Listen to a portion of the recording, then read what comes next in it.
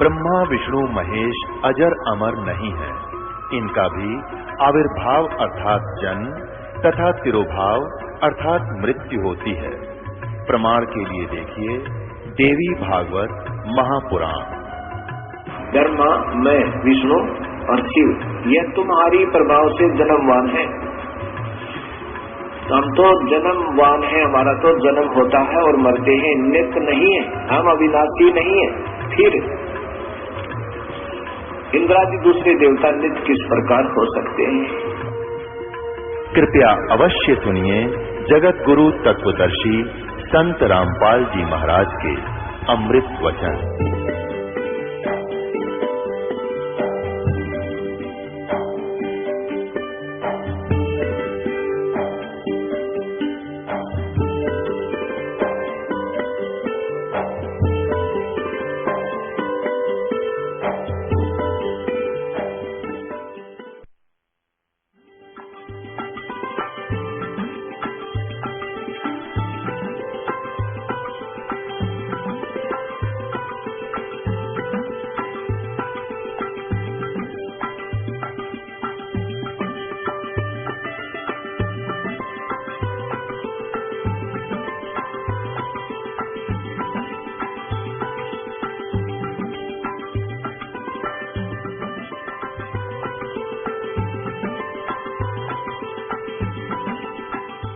श्री विष्णु जी को तो ब्रह्मा जी, नारद जी, व्यास जी कह रहे हैं कि ये सुप्रीम पावर।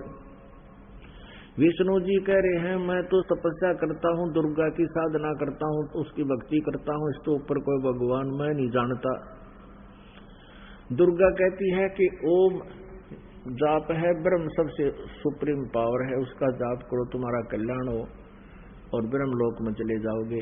पवित्र श्रीमद् भगवत गीता अध्याय 8 के श्लोक 16 में लिखा है कि ब्रह्म लोक पर्यंत भी सभी जन्म मृत्यु में आते हैं और जब तक जन्म मृत्यु है जीव सुखी नहीं हो सकता, उसका कल्याण नहीं हो सकता।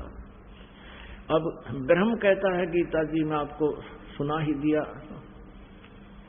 कि उस परम अक्षर ब्रह्म की पूजा करो, उससे तुम्हारा पूर्ण मोक्ष होगा, फिर कभी जन्म नहीं होगा। उसके लिए गीता ज्ञानदाता ब्रह्म भी कहता मैं परिचित नहीं उस ज्ञान से, ना उस विधान से, ना उस समाधान से। उसके लिए तत्वदर्शी संतों की खोज करो। अपने आत्माओं, जैसे कल के सत्संग में आप जी सुन रहे थे कि जितने भी ऋषि महर्षि संत हुए हैं ये कहते हैं कि प्रारब्ध का कर्म प्राणी को भोगना ही पड़ता है, भोगे से ही समाप्त होता है। बृहस्पति जी देवताओं के गुरु हैं और देवताओं के गुरु क्या कहते हैं कि इंद्र को बता रहे हैं कि जो आपको सुख प्राप्त है और जो आपको दुख प्राप्त है ये आपके पाप और पुण्य अक्षय हो रहे हैं, नाश हो रहे हैं, और यही तरीका है इनके नाश करने का।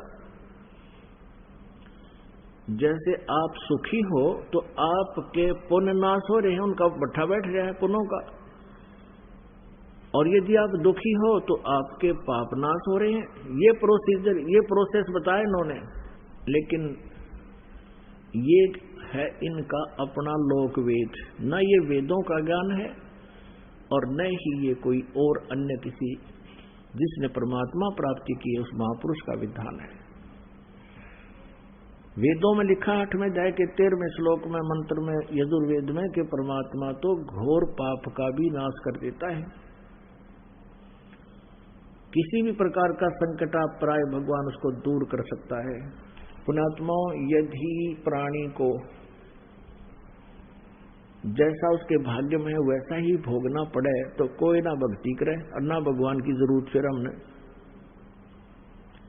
फिर आवश्यकता क्या है परमात्मा की? जिसके ऊपर कैर टूटना वो टूटेगा, फिर क्या की भक्ति करेगा? वो कर ली भक्ति पर तक गुट्टी लावेगा, वो शराब पीने लगेगा या डाके मारेगा कि तो चोरी करेगा।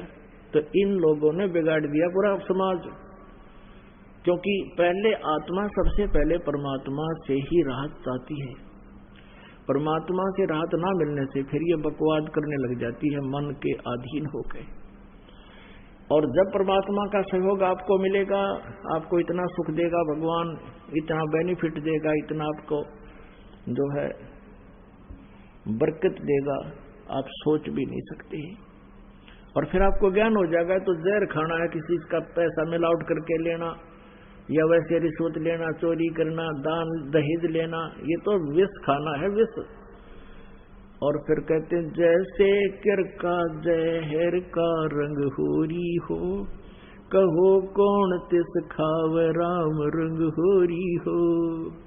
कहते हैं परमात्मा के नाम से होरी माने खुशी होगी, और जहर के किर का जहर का कण भी कौन खाओगा, न्यू पता लग गया कि कण पड़ा जहर का, विष का, हाथ भी ना लावा आदमी।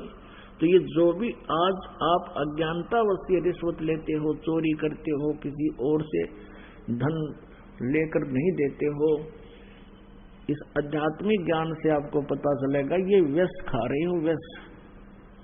और फिर इस जहर ने कौन खाएगा, छुआ भी को नहीं, दूर का जागा, आग लगे कि क्या पता कैसा धन है ये। और अब बक्से को ना ट्रंका अंदर से तिदुरियन तोड़ के काट ले जाए।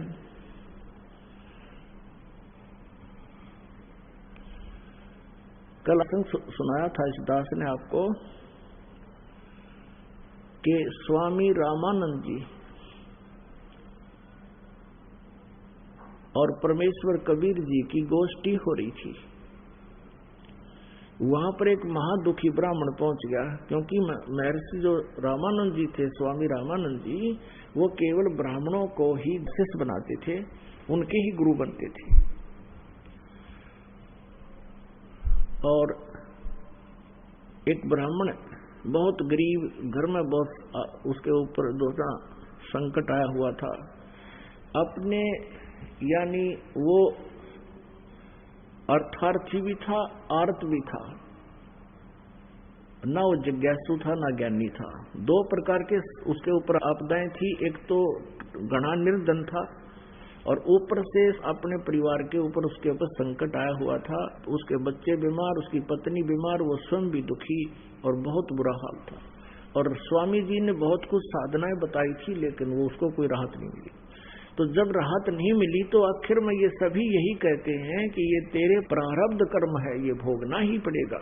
तो ऐसे लेक्चर झाड़ रहा था स्वामी रामानंद जी उस अपने शिष्य ब्राह्मण को। परमात्मा कबीर जी ने कहा, स्वामी जी जो आप कह रहे हो कि प्रारब्ध का कर्म तो भोगना ही पड़ता है, क्या कौन से ग्रंथ में लिखा है? रामानंद जी ने कहा कि देवी पुराण में लिखा है, और बृहस्पति जी भी यही कह रहे हैं, शुक्राचार्य जी भी यही कह रहे हैं, ब्रह्मा जी भी यही कह रहे हैं। अब वो देवी पुराण उठाकर पढ़ के सुना दिया स्वामी रामानंद जी ने, जैसा कल दास ने आपको शुक्राचार्य जी के और बृहस्पति जी के विचार सुनाए थे और ब्रह्मा जी के, कि उन्होंने कहा है कि कर्म तो भोगने से ही कटता है, सुख हो चाहे दुख प्राणी को भोगना ही पड़ेगा। तब परमेश्वर ने कहा था कि आप वेदों को ऑथेंटिक मानते हो या पुराणों को? अब रामानंद जी और का ज्ञान तैसा था, बालकों जैसा। तो रामानंद जी कहने लगे, स्वामी जी कि मैं दोनों को ही ऑथेंटिक मानता हूं, वेदों को भी ऑथेंटिक मानता हूं और पुराणों को भी ऑथेंटिक मानता हूं, क्योंकि इनका राइटर एक ही है। तब परमात्मा ने बताया कि राइटर इज राइटर। राइटर तो राइटर ही होता, लेखक था वो। अब जैसे कोई क्लर्क है और उसका बॉस कोई बोल रहा है, वो लिख रहा है, उसका राइटर, उस लिखने वाले का उसमें अपना कोई योगदान नहीं है। ठीक है, कोई अपने विचार थोड़े बहुत मिलाए हैं, वो अलग बात है। उस सेंटेंस को सुधारने के लिए कोई कोमा मात्रा ला दी, वो दूसरी बात है। तब परमात्मा ने कहा, देखो वेद जो है, वेद ये परम अक्षर ब्रह्म के द्वारा इस ब्रह्म के अंतःकरण, काल के अंतःकरण में फीड कर दिए गए थे, फैक्स कर दिए गए थे। वो क्या कह रहे, मीडिया प्लेयर से भेज दिए थे, फैक्स कर देते हैं एक मोबाइल से दूसरे मोबाइल में पूरे की पूरे जो है ना चले जाते हैं शब्द के शब्द। फिल्म की फिल्म दूसरे में फीड हो जाती है और उसमें भी रह जाती है। तो ऐसे परमात्मा ने इस ब्रह्म के अंतःकरण में ये वेद डाल दिए और समय आने पर वो अपने आप बाहर आने थे। तो उसके श्वासों द्वारा, ब्रह्म के इस ज्योति निरंजन के श्वासों द्वारा ये 500 के 500 वेद बाहर आ गए थे इसके शरीर तक। तो इसने इन 500 को पढ़ा तो 5वां जो सूक्ष्म वेद था उसमें पूर्ण परमात्मा की जानकारी थी, वो इस काल ने नष्ट कर दिया। ये 4 वेद दे दिए। इसमें ज्ञान तो पूर्ण परमात्मा का है, लेकिन वे ऑफ वर्शिप, पूजा का विधि मार्ग केवल ब्रह्म तक का है, ओम नाम का। तो इस जो वेदों में ज्ञान है वो पूर्ण परमात्मा की महिमा है कि वो ऐसा कर सकता है, वो ऐसा कर सकता है, वो परम अक्षर ब्रह्म है। और ब्रह्म की साधना, ब्रह्म की साधना बताई है कि ओम नाम है इसका, और उस परम अक्षर ब्रह्म का जो साधना है वो तत्वदर्शी संत बताओगा। अब उसमें परमात्मा ने कहा कि जो गीता जी का ज्ञान है ये वेदों वाला ज्ञान है, और वेदों का सारांश दिया है किसने? ब्रह्म ने, श्री कृष्ण जी में प्रवेश करके। तो वेद और गीता जी एक ही हैं। गीता जी में थोड़ा सा अंतर इसलिए है कि इस श्रीमद् भगवत गीता जी में गीता ज्ञानदाता ब्रह्म ने अपना मत कुछ प्रवेश कर दिया है, और वो मत यदि वेदों से मेल नहीं खाता है तो उसको हमने त्याग देना होगा। जहां तक बात रही पुराणों की, ये पुराण क्या है? ब्रह्मा जी द्वारा दिया गया अपना ज्ञान है, और ब्रह्मा जी से सुनकर फिर अन्य ऋषियों ने कुछ अपना विचार, अपना अनुभव, और साथ में ब्रह्मा जी के का रेफरेंस दे देकर ये इतने बड़े बड़े 18 पुराण बना दिए।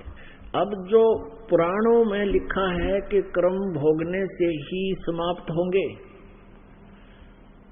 प्रारब्ध में लिखे पाप का नाश नहीं हो सकता, और जब तक आपके प्रारब्ध में यानी कर्म में, किस्मत में लिखे हुए पाप का नाश नहीं हुआ तो आपको सुख नहीं हो सकता, और आपको भक्ति से सुख नहीं हुआ तो के चाटा इसी भक्ति ने फिर कौन करेगा? सारे नास्तिक हो गए। इसी कारण से पूरा रूस, पूरी चीन इन डुप्लीकेट ऋषि संतों के कारण भगवान वाला लाभ इनको मिला नहीं, तो ये नास्तिक हो गए। और यही स्थिति थी कुछ दिनों में इस भारतवर्ष में आ जानी थी। ये नकली टोल के टोल बना रखे करोड़ों की संख्या में से श्री राधा स्वामी, धन धन सतगुरु, जय गुरुदेवाला ने, ये भोली आत्मा गई वहां पर भगवान पाने के लिए, और वहां कख भी नहीं इनको। अंत में देख लेना ये बिल्कुल नास्तिक हो जाएंगे, भक्ति करेगा नहीं कोई, इन पर इतनी आपदाएं आएंगी, इतनी आपत्ति आ जाएंगी। अब परमात्मा कबीर जी ने कहा कि आप जी ने देवी पुराण में बृहस्पति जी के विचार सुनाए कि वो कह रहे हैं इंद्र को, 5वें स्कंद में वो इंद्र को कह रहे हैं कि कर्म तो भोगना ही पड़ता है, और जो मस्तिष्क में लिखा वो भोगना ही पड़ेगा, इसमें कोई परिवर्तन नहीं हो सकता। उधर से शुक्राचार्य कह रहे हैं प्रहलाद को कि ऐसा ब्रह्मा जी से मैंने सुना है, ऐसा कोई व्यक्ति इस पृथ्वी पर नहीं है जो किसी के प्रारब्ध में परिवर्तन कर दे। तो कबीर परमेश्वर जी ने कहा स्वामी रामानंद जी से कि ये विचार हैं किसी व्यक्ति विशेष के, एक ऋषि महर्षि के और ब्रह्मा जी के, ये भगवान के विचार नहीं है पुराणों में। और वेदों में भगवान का आदेश है। यजुर्वेद अध्याय नंबर 8 के मंत्र नंबर 13 में स्पष्ट किया है परमात्मा घोर पाप का विनाश कर सकता है। यदि आप दोनों को सही मानते हो तो ये तो कंट्राडिक्टरी बात होगी। पुराण कहते हैं ऐसा नहीं हो सकता, वेद कहते हैं ऐसा हो सकता है। तो वेद एथेंटिक है, विधान है, वो परमात्मा का दिया हुआ आदेश विधान है, और पुराण एक ऋषि महर्षि संत और यहाँ के इन अल्पज्ञ भगवानों का ज्ञान है। तो पुराणों में जो वेदों से नहीं मेल खाता जो ज्ञान, वो व्यर्थ है, वो व्यक्ति विशेष का अपना सोच है। तो इसलिए हमने वेदों को ही फाइनल मानना होगा। अब इस तर्क के सामने स्वामी रामानंद जी को कोई जवाब नहीं था। अपनात्मा जो व्यक्ति वहां रामानंद जी का शिष्य बना हुआ था, वो ये दोनों की वार्ता सुनने लगा और कबीर परमेश्वर जी से पूछा, आप कौन हो, आप कहाँ रहते हो? तो परमात्मा ने कहा, भाई मैं दानक हूं, कबीर मेरा नाम है और दानकों की कॉलोनी में रहता हूं, दुल्हाओं की कॉलोनी। सारा नाम बता दिया, इसी काशी में रहता हूं। अब क्या हुआ कि हफ्ते 10 दिन के बाद वो दुखी व्यक्ति उस ब्राह्मण गुरु को छोड़कर, वो ब्राह्मण, तो कबीर जी सत्संग कर रहे थे वहां, वो भी आ गया और उसने देखा ये तो वही महापुरुष है जो रामानंद जी के छक्के छुड़ा दिए थे ज्ञान में। क्योंकि परमेश्वर ने कहा था कि जब परमात्मा की भक्ति साधना से सुख नहीं हो सकता तो भक्ति की आवश्यकता क्या है। तो उसका वह बात खटक गई थी। सचमुच ये तो 2 अक्षर की बात है। तो फिर परमात्मा कबीर जी से उसने कहा, भगवान मैं बहुत दुखी हूं। तो परमेश्वर ने कहा, भाई मैं जुल्हा हूं, शूद्र और तू ब्राह्मण है, देख ले तेरा समाज फिर तने गड़ेगा। तो इन्हों बोला, जी बाढ़ में जाओ समाज, मेरी तो ढूंढी डग्गी कती, मेरा तो भट्ठा बैठ रहा है, बालक मेरे बीमार, और उस ब्राह्मण तो मैंने 10 साल हो गए नाक रगड़ते थे, जो उसने साधना बताई स्वामी जी की मैंने सारी कर ली, कोई राहत नहीं। परमात्मा ने उसको मंत्र दिया कि ये जाप कर, और फिर अपने बच्चों को भी नाम दिलाना है। वो तो आशीर्वाद था दाता का। कहते उसी समय उसको ऐसा एहसास हो गया शरीर के अंदर, जैसे कोई आपत्ति बाहर फेंक दी काट कर परमात्मा। उसकी 2 जवान लड़कियां थी, 2 पुत्र थे, वो भी आप माइंड से हो रहे थे, कुछ ऐसा संकट था उनका। उसकी पत्नी भी बहुत दुखी रहती थी। तो परमात्मा की कृपा से उसको राहत मिली। फिर बच्चों को नाम दिलाया, धीरे धीरे सब स्वस्थ हो गए। 2-3 वर्ष के अंदर उनका सब संकट दूर हो करके सब कर्ज मुक्त भी हो गए। अपनात्मा अब वो प्राणी इतना सुखी हो गया, जगह जगह जावे, अपने रिश्तेदारों को बतावे, जो दुखी थे उनसे कहे कि आ जाओ नाम ले लो मेरे गुरुजी से, तुम भी सुखी हो जाओगे। देखो आज मैं कितना सुखी हो गया। अब जो थोड़ा बहुत कोई सुखी है वो परमात्मा को नहीं चाहता, और परमात्मा अपने विधान में बताते हैं कि सुख के माथे आग लगो पत्थर पड़ो, जिस नाम हृदय तजा, और बलिहारी उस दुख के जो पल पर नाम रटावे। अब जिस प्राणी को आज सुख है वो दुर्भाग्य है उसका, किसका, जो भक्ति नहीं कर रहा, और भक्ति कर रहा तो ये सतभक्ति नहीं कर रहा। और सौभाग्य उस व्यक्ति का जो वहां दुखी था और यहाँ आ गया रहते, उसको राहत मिलेगी, ये ज्ञान मिलेगा, भगवान मिलेगा। तो यहाँ परमात्मा कहते हैं इसे सुख का आग लगा, जिससे भगवान तो दूर हो प्राणी, और बलिहारी उस दुख के जो पल पर नाम रटावे। हे परमात्मा ऐसा दुख भी राखियो ताकि आपकी याद बनी रहे। एक बार क्या हुआ कि एक सर्वानंद नाम का एक महर्षि था। श्रीमद् भगवद गीता अध्याय नंबर 7 के श्लोक नंबर 12 से लेकर 15 तक इन तीनों भगवानों की साधना, त्रिगुणमयी माया, रजगुण ब्रह्मा, सतगुण विष्णु, तमगुण शिव जी की साधना करने वाले को रिजेक्ट किया है। त्रिगुणमयी माया के द्वारा जिनका ज्ञान हरा जा चुका है, वो राक्षस स्वभाव को धारण किए हुए मनुष्यों में नीच दूषित कर्म करने वाले मूर्ख मुझे नहीं भजते। कौन कहता है? ब्रह्म, गीता ज्ञानदाता। अब कहता है कि मेरी भक्ति भी 4 जने करते हैं, 4 प्रकार के। एक आरत, गीता जी अध्याय नंबर 7 के श्लोक 16 से लेकर 18 तक बताया है। एक आरत, दूसरा अर्थार्थी, और तीसरा जिज्ञासु, चौथा ज्ञानी। फिर उन्होंने क्या कहा है कि आरत तो वो होता है जिसके ऊपर कोई आपत्ति आ जाती है, और वो उस संकट के निवारण के लिए वेदों के मंत्रों से ही अपनी क्रियाएं करता है। वो कोई और सहारा नहीं लेता, जैसे जय गणेश देवा माता थारी पार्वती, ये इस तरह के कथाएं, ये गीत नहीं गाता वो केवल वेदों के मंत्रों से ही अपना समाधान चाहता है। और ऐसी अर्थार्थी धन के लाभ प्राप्त करने वाला भी वेदों के मंत्रों से ही अपनी क्रियाएं करता है, अन्य कोई किसी की बनाई हुई कविताओं का सहयोग नहीं लेता। तो वो मेरा पुजारी है, ब्रह्म पुजारी है। और तीसरा वो होता जिज्ञासु। जिज्ञासु क्या होता है कि जैसे परमात्मा की तरफ में कोई पुण्यात्मा घर से चलता है, साधु संतों से मिलता है, तो वो उनसे ज्ञान ग्रहण कर लेता है। 2 से 4 से 10 से 5 से 20 से उसने जो भी खचड़ा ज्ञान प्राप्त होता है वो अपने अंतःकरण में ठोक के और फिर वक्ता बन जाता है। तो इसको भी गीता ज्ञानदाता ने रिजेक्ट किया है कि ये 3 मुझे पसंद नहीं। चौथा जो ज्ञानी है वो मुझे पसंद है और उसको मैं पसंद हूं, वो मुझे अच्छा लगता है। अब हम यहाँ जिज्ञासु के ऊपर आते हैं। जिज्ञासु एक सर्वानंद नाम के, जैसे ये महर्षि दानंद जो नकली इस कलयुग का महर्षि दानंद, ये जिज्ञासु था। इतनी तरफ से इस पुण्यात्मा को पिछले जन्म की भूख थी भगवान की, घर भी छोड़ गया। आगे इसने इसे कर्म ठोक मिल गए, वह संत ऋषि वो दंडी स्वामी, इसमें सारा गोबर ठोक दिया और उस गंध ने यू प्राप्त करके वक्ता बन गया जिज्ञासु।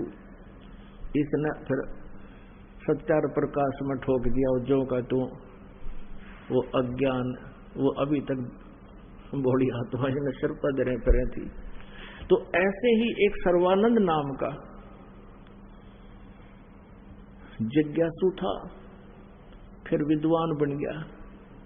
उसने अपने समय में आसपास के सभी ब्राह्मणों को, विद्वानों को पराजित कर दिया शास्त्रार्थ में। 4 वेद, 18 पुराण और उपनिषद, ये 11 उपनिषद और श्रीमद् भगवत गीता, श्री सुधा सागर, यानी सभी सदग्रंथों को एक बैल के ऊपर गधे जैसा बोरा डाल के थैला उसका मार रखा करता, ऊपर सुंदर कपड़े शुद्धता से रखता था। और कोई भी उसके साथ वार्तालाप शास्त्रार्थ करता था, तुरंत उठा कर दिखा देते थे, वो चेले पकड़ा देते, वो अध्याय और पृष्ठ सुना देता, देखो इसके ऊपर ऐसा लिखा, निकाल कर देख लो। यानी उसने काशी के सभी विद्वानों को पराजित कर दिया। उसकी माता जो थी उसका नाम था शारदा रानी पंडितानी। वो इतनी दुखी थी, उसका कोई प्रारब्ध का कर्म दंड था उसके ऊपर, तो उसने अपने बच्चे से भी कहा, बेटा मेरा कोई समाधान बताओ, तो बड़ा विद्वान पुरुष है। उसने भी जो जंतर मंत्र बताए, फिर नहीं उसको आराम हुआ तो किसी पड़ोसन ने आके बता दिया, ऐसे वो महापुरुष वहाँ गुफा में है, जाते दर्शन होते ही ठीक हो जाता। वो वहाँ भी गई, उसके द्वारा बताई गई साधनाएं भी की। तो जिस भी ऋषि महर्षि जंतर मंत्र झाड़ा करने वाले को, जिसको भी जिसने बताया वहाँ पहुँच गई। सभी ने पहले तो अपनी क्रियाएं बताई, साधनाएं बताई, फिर लास्ट में उसको कह देते थे कि ये शारदा जी, ये तेरे प्रारब्ध का दंड है, कर्म दंड है, ये तो भोगना ही पड़ेगा, इसका कोई विकल्प नहीं। डॉक्टर वैद्यों से भी खूब इलाज करवाया, बहुत पीड़ा में रहती थी। अंतिम सांस गिरने लगी कि कहीं भी समाधान नहीं है, अब तो मृत्यु के साथ ही ये दुख जाएगा। एक दिन वही पंडित जो उनका रिश्तेदार था, जो पहुंच रहा था घर घर जाके बता दो रिश्तेदारों को, आ जाओ गुरुजी आ रहे हैं, भगवान उतर रहे हैं, आ जाओ भगवान आए हैं, तुम्हें सुख हो जाएगा। वो भी पहुंच गया वहां कुदरती शारदा जी के घर पे।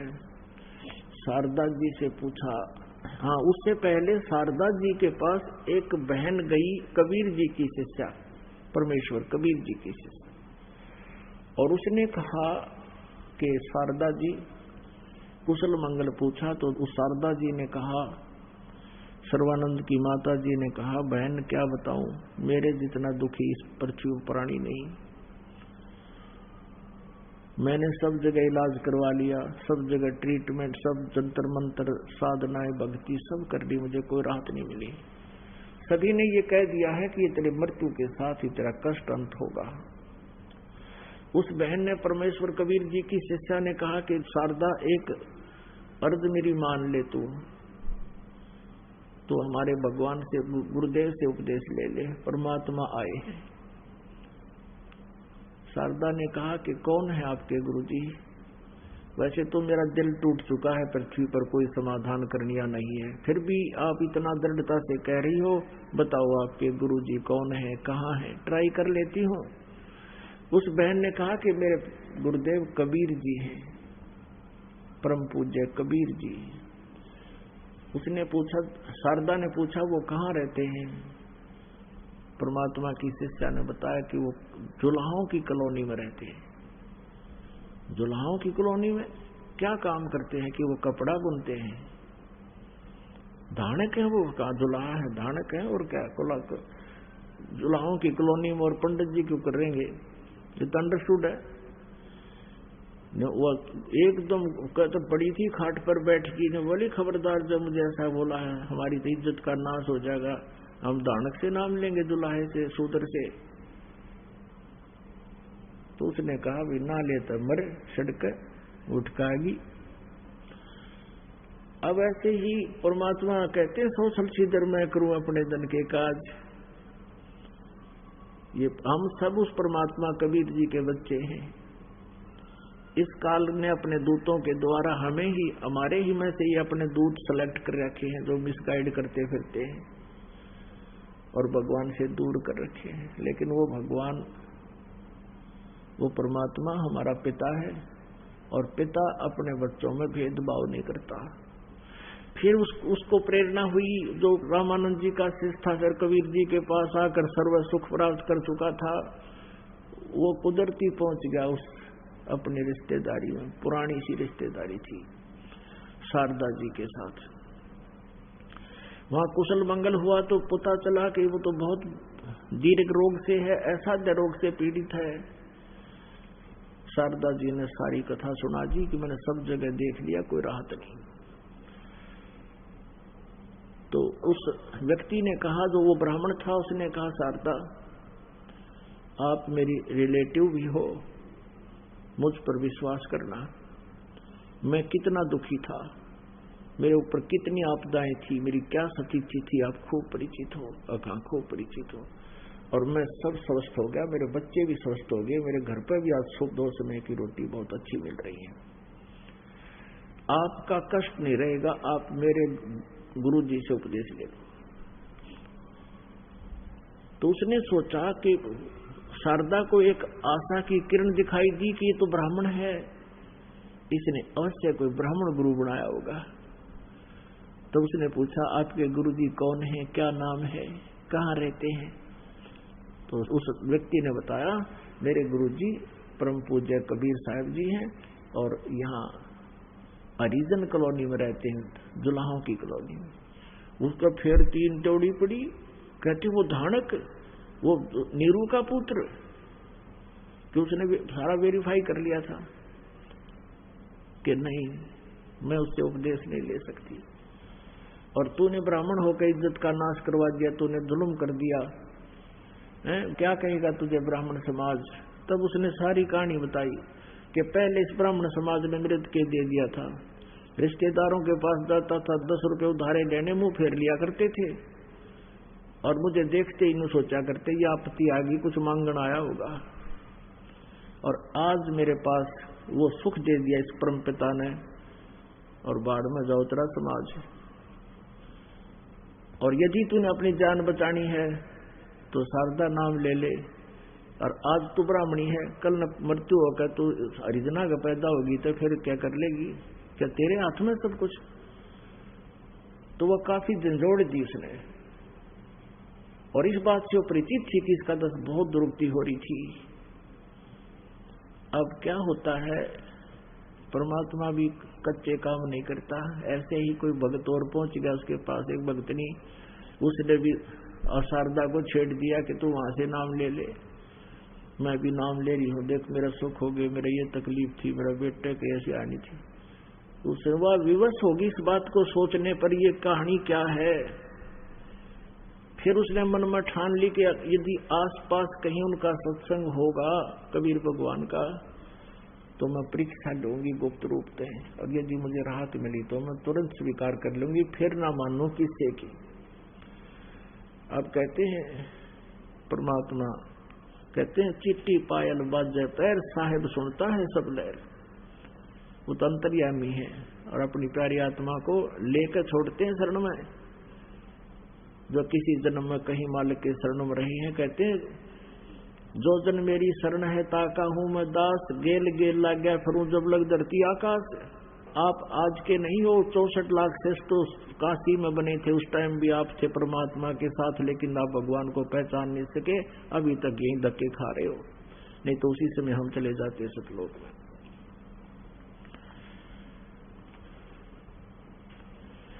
अब कहते हैं उस मालिक ने क्या किया, परमेश्वर ने आसपास ही कोई सत्संग रख दिया किसी गरीब के घर पे। शारदा के पास संदेशा गया कि यहाँ हमारे गुरुजी आए हैं, कबीर नाम है उनका, आप भी सत्संग सुनने आना। बहन ने न्योता दिया करा आपस में घरों में। अब उसने सोचा, उसने ठान लिया शारदा जी ने कि आज मैं जाऊंगी एक विशेष वेशभूषा बना के और परीक्षा करूंगी। तो उसने क्या, शाम के समय परमात्मा बैठे सामने आसन पर, छोटा सा आंगन था, जोत जला रखी देसी घी की। उस समय दीपक का काम भी और हवन का काम भी जोत ही करती थी। अब शारदा ने क्या करा, ऊपर का घूंघट काट लिया, कपड़ा जो है ना घूंघट काट के, और चलेगी कि मेरे आशीर्वाद से आराम हो गया तो मैं गुरु बनाऊंगी, ना कति नहीं बनाऊं। अब हम इतने कर्महीन हैं। देखो अब क्या हुआ कि भगतजन आ रहे हैं, परमात्मा को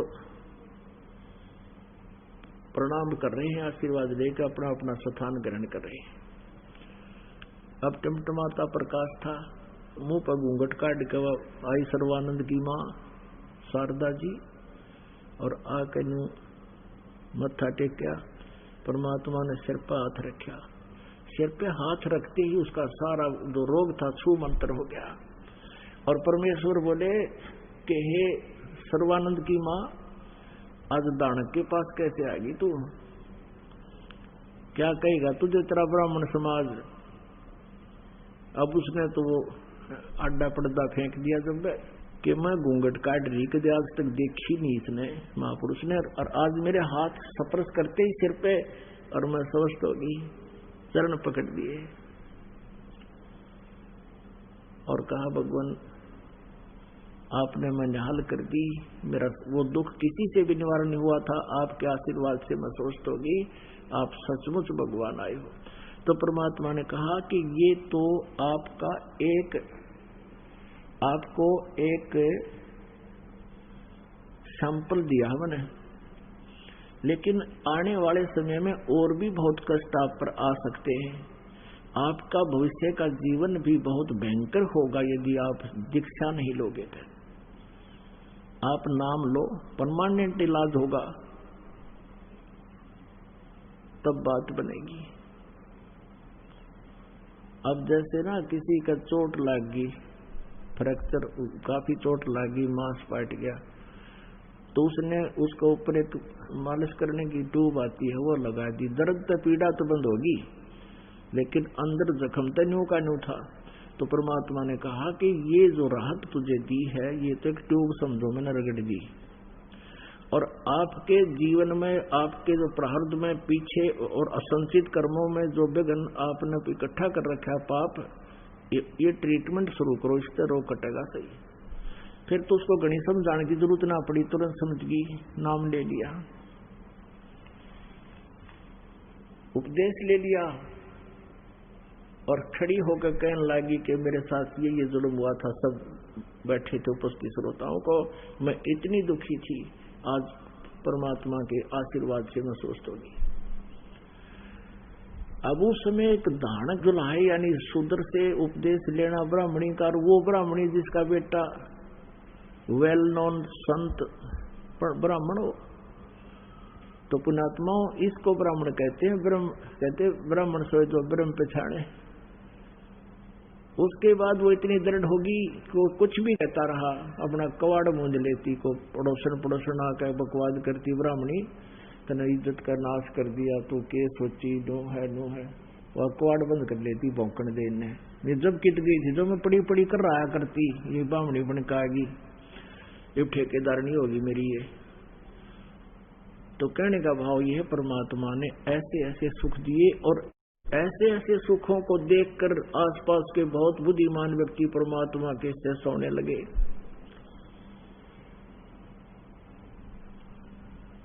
अब जैसे आप जी को कल परसों कथा सुनाई थी, परमेश्वर कबीर जी हिंदू और मुसलमानों दोनों को समझाया करते थे कि तुम अपने अपने सदग्रंथों से भी, अपने इतिहास से भी परिचित नहीं हो, और अध्यात्म ज्ञान से बहुत दूर हो, जिस कारण से तुम आपस में भी झगड़ते रहते हो, भगवान का लाभ प्राप्त नहीं कर रहे। तो इससे दुख मानकर काजियों ने सिकंदर लोधी से शिकायत की थी।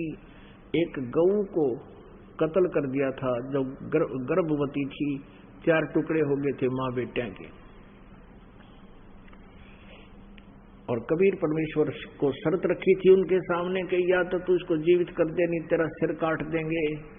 यदि तू परमात्मा है तो एक गाय को जीवित कर, बच्चे को जीवित कर। तो कबीर परमेश्वर जी ने उन दोनों थपकी मारी थी, वो बच्चा भी और गाय भी दोनों जीवित हो गई थी, और बच्चा लगा के गां के नीचे दूध की बाल्टी ठोक दी थी। इस तरह की बहुत सी लीलाएं देखकर वहां उपस्थित श्रोता कई हजारों की संख्या में कबीर जी के शिष्य हुए थे। एक शेख तकी नाम का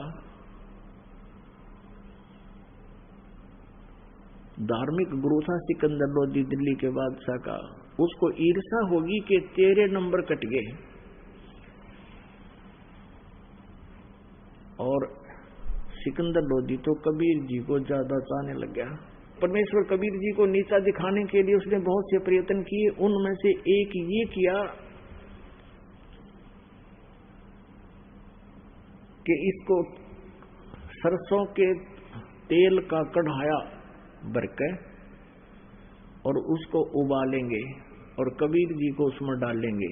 यदि अल्लाह होगा तो बच जाएगा, और ना तो टंटा कट जाएगा। सिकंदर लोधी के सामने शर्त रखती कि तू इसको भगवान कहता है। हजारों की संख्या में मुसलमान और हिंदू इकट्ठे होकर आगे कि या तो ये परीक्षा हमें दे तो हम मानेंगे ये अल्लाह है। ऐसी परीक्षा ली गई। सरसों के तेल का कढ़ाया आधे से ऊपर करके और चूल्हा बनाकर ईंटों का, और नीचे मोटे मोटे लकड़ देकर भट्ट बाढ़ दिया, और नो उबला तेल जैसे चाय उबला करे। वहां श्रोता कई हजारों की संख्या में श्रोता खड़े थे, वो दर्शक खड़े थे। परमात्मा कहने लगे उठाकर डालो कबीर जी को इस उबलते हुए तेल के कढ़ाई में। परमात्मा बोले ये भी कष्ट ना करो, मैं अपने आप बैठ जाता हूँ। परमात्मा चलकर आराम से उसके वहां बैठ के जाकर, इतना शरीर अंदर है, बाकी शेष बाहर है। अब तेल उबल रहा है, परमात्मा बैठे हैं जिटीज। अब शेख तकी वहीं खड़ा था, उसने सोचा था वो जा काम इसका सारा। अब शेख तकी कहता है राजा को, सिकंदर लोधी वहीं खड़ा, कहने लगे इसने मंत्र मार दिया, तेल ठंडा कर दिया, ये उबलता उबलता दिखे, ठंडा है ठंडा। तो सिकंदर लोधी ने सोचा लिया उंगली देकर चेक कर लूं, देख लेता हूं ठंडा है गर्म। कबीर साहब बोले राजा इसकी बात मत आइए, इसके कोई फारेनहाइट का बेरा नहीं कितना गर्म है, और इसमें जब उंगली दे दी ना उंगली नहीं पाओगी तेरी। राजा की यह बात ना जच्ची, गुरुजी बैठे तेरी उंगली का क्या बिजली पड़ेगी। नु करते करते नाटते नाटते उंगली दे दी, उंगली डाली, जितनी उंगली डाली थी उतनी कट गई, इतना तेज, इतना गर्म था। और सिकंदर लोधी मूर्छित हो गया उस पीड़ा से। तो परमात्मा बाहर आए,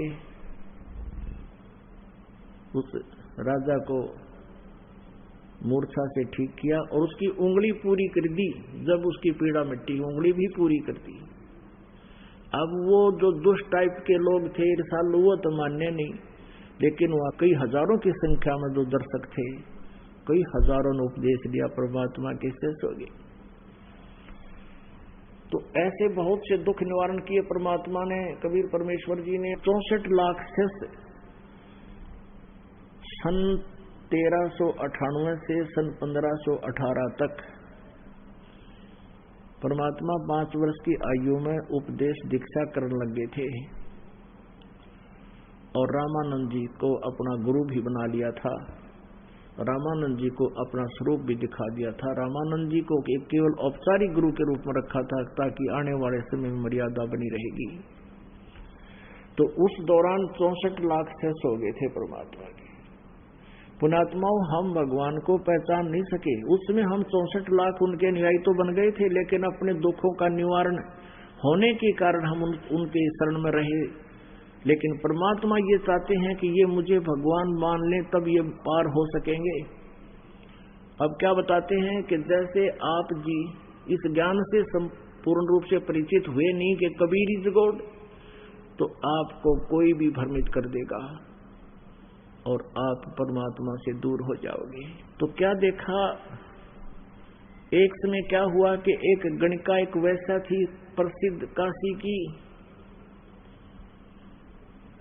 उस बेटी ने एक दिन भगवान का सत्संग सुन लिया। अपने मकान में बैठी बैठी ने झांकी में बैठ गई, कहीं आसपास सत्संग हो रहा था। रात का सत्संग, आवाज दूर तक जाती है। अब उसने अपने कुकर्मों का पता चला कि तेन तो बहुत जुल्म कर दिए। मनुष्य जीवन मिला किस लिए था? भगवान की वाणी वचन से उसके कानों में पड़ रहे थे। उसको तो सुबह करना मुश्किल हो गया और परमात्मा का जहां अगला सत्संग था उसमें पहुंच गई। वहां जाकर कहा, परमात्मा क्या मेरा भी उद्धार हो सकता है? कबीर साहब ने कहा, हाँ बेटी, कितना ही कोई पापी क्यों ना हो, उद्धार हो सकता है कि भगवान मैं वैसा हूं और ऐसे ऐसे पाप किए। परमात्मा बोले, बेटी कोई बात नहीं, आप भक्ति करो। कहते हैं जैसे कहते हैं एक लोहा पूजा में राखत, एक घर बधिक पड़ो और पारस गुण अवगुण नहीं देखत, करत है कंचन खरो। एक तो लोहा का छुरी बना रखी है कसाई के घर में जो बकरे काटे हैं, और एक लोहा पूजा में रखी जाती है, मूर्ति बना रखी है भगवान की। इन दोनों ही लोहे को अगर पारस के पास रख दिया जाए, स्पर्श कर दिया जाए, तो दोनों का सोना बना देता है। उसने तो लोहा देखना है, उसने ये नहीं देखना इसने केक रखा है। तो बेटी आप भक्ति करो, ठीक हो जाओ। उस लड़की को तो ज्यादा लगन लगी, ज्यादा से ज्यादा भगवान के चरणों में रहने लगी, ज्यादा सत्संग सुनने आने लगी, कुबद त्याग दी। अब जो भक्त पहले महादुखी थे और उनको हो गया सुख परमात्मा के चरणों में, 10-10, 5-5 वर्ष हो गए थे, किसी ने 15 वर्ष हो गए थे।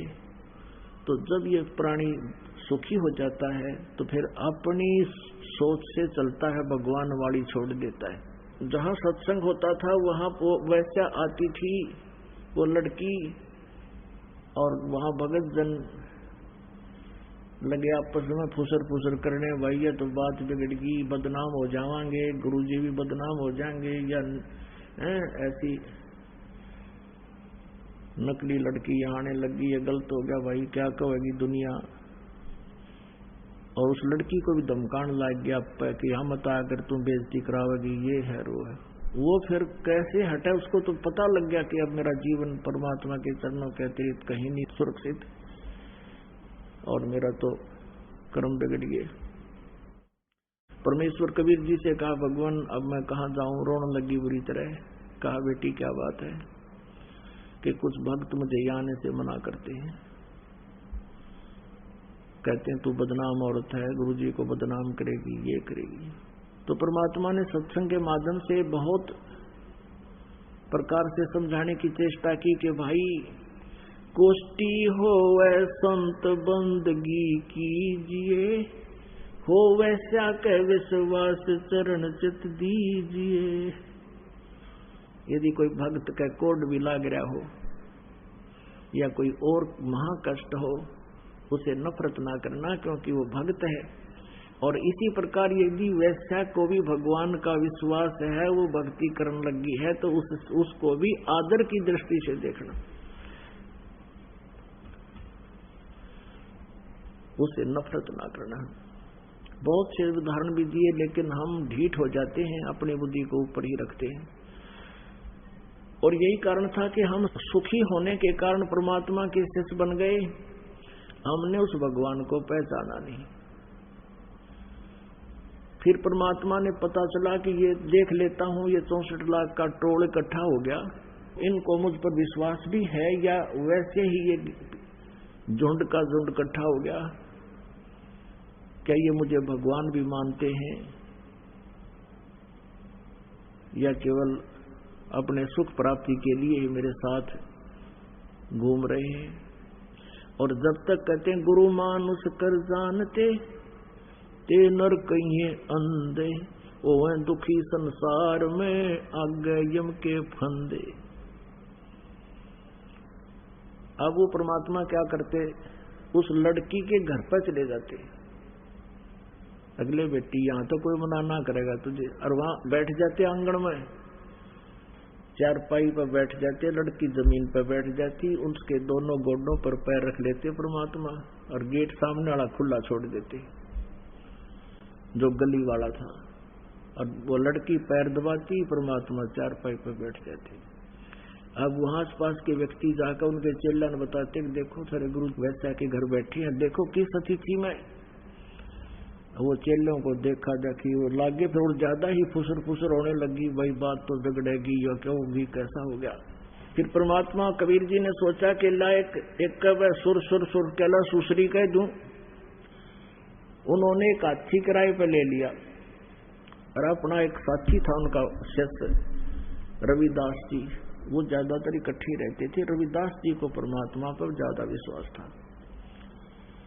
एक हाथी लिया किराए पर, और उस लड़की से कहा बेटी तू मेरे साथ पूरे श्रृंगार करके और कल मेरे साथ आना, मेरे साथ चलना तुमने। वो लड़की कहने लगी पिताजी जैसे आप आज्ञा दोगे, आपका आप ही की बेटी, आप ही का शरीर है।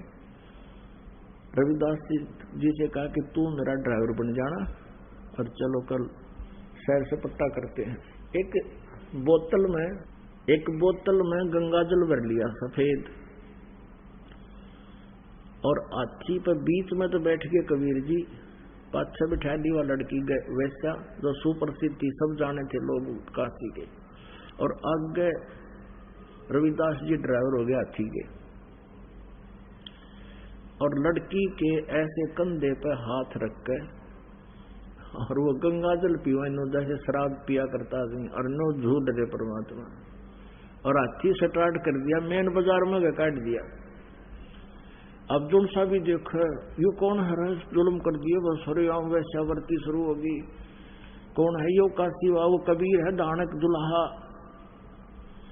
और वो जो चेले थे वो बाजार में भी बहुत गणे थे, उनको बुलाओ, उनके दूसरे दुकानदार कि आजा दिखाऊंगा तुम्हारे गुरुजी के करतूत। अब वो देखे चेला, लोग मत एक दिन गया था बस, मैं कभी नहीं जाया करता। दूसरे को लाए बुला के, बोला मुझे तो रघुवीर ले गया था एक दिन, मैं तो को नहीं वहां नहीं जाता था, छोड़ रखा मैंने। ऐसे कहते हैं वो 64 लाख के 64 लाख परमात्मा से दूर हो गए। अब क्या बताते हैं, बड़ुआ बड़ुआ सब कहे और कोई न जाने खोजे, दास गरीब कबीर करम ये बांटे सिर का बोझे।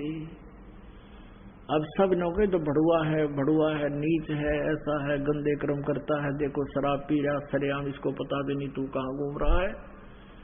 गरीबदास जी कहते हैं वो मूर्ख लोग तो बड़ुआ कह रहे हैं, लेकिन परमात्मा अपने सर का वजन तार रहे हैं कि 64 लाख का जो वजन रख लिया, और इनमें यदि शेष है तो गुरु जी में कभी अविश्वास नहीं हो सकता और वही पार हो सकते हैं। तो इस प्रकार वो 64 लाख के 64 लाख शेष परमात्मा से दूर हो गए। उनमें से 2 अर्जुन और सरजुन नाम के थे, वो बाहर गए हुए थे। उस समय जो परमात्मा ने लीला की वो वापस आए। शिष्यों ने कहा भाई गुरु जी ने तो सारा काम बिगाड़ दिया, भाई गुरु जी तो शराब पीने लग गए और ऐसे ऐसे सारी कहानी बताई। तो वो कहने लगे रे तुम्हारी जुबान कट जाएगी, ऐसा मत बोलो, हम जानते हैं उनको, तुम समझे नहीं हो।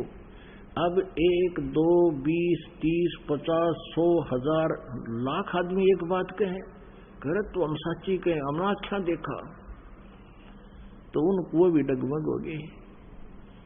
कहने लगे तू देख लिया श्याम ने उस वैश्या के घर बैठे पाऊंगी। वो दोनों शाम को गए तो परमात्मा ने उनकी भी वो रह रहे थे पिछोड़ मारनी, वही पोजीशन उस दिन बना ली, बेटी सामने बैठी।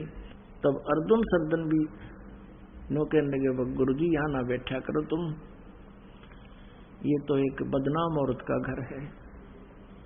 तब परमात्मा ने कहा अर्जुन सरजुन तुम मेरे शिष्य नहीं मेरे गुरु बन गए, क्यों मुझे सलाह देने लगे, भाग जाओ यहाँ से।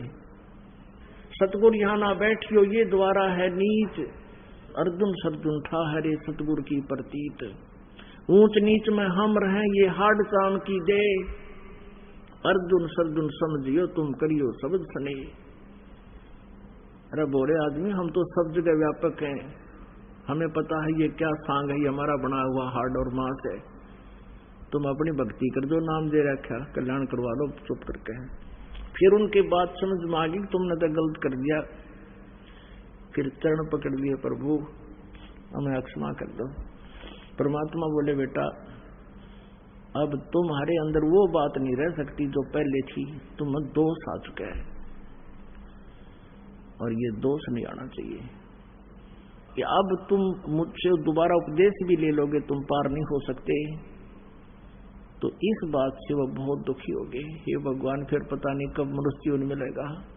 बुरी तरह रोने लगे, टक्कर मारने लगे मालिक के चरणों में जमीन पर कि हमारा क्या होगा, फिर ना जाने कब जन्म होगा, कब आप जैसे महापुरुष मिलेंगे। तब परमात्मा ने कहा जब वो छक्कर दुखी हो लिए सच्ची आत्मा से माफी मांगने लगे तो कहने लगे भाई इसी जन्म में तुम्हारा कल्याण कर दूंगा, लेकिन मैं फिर कभी फिर आऊंगा दोबारा और फिर मैं अपने किसी हंस को उपदेश देकर जाऊंगा, उसे तुम नाम लेना जो कल्याण होगा।